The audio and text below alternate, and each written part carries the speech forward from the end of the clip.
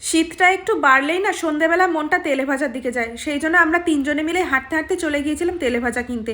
বাইকে করে আর গেলাম না, হাঁটতে হাঁটতে বেশ ভালো লাগে, আর বাইকের ওই ঠান্ডা হাওয়াটা না ঠান্ডা লেগে যাচ্ছে, পার্থর তো প্রচণ্ড ঠান্ডা লেগে গেছে, সেই জন্য আরও হাঁটতে হাঁটতে গিয়েছিলাম।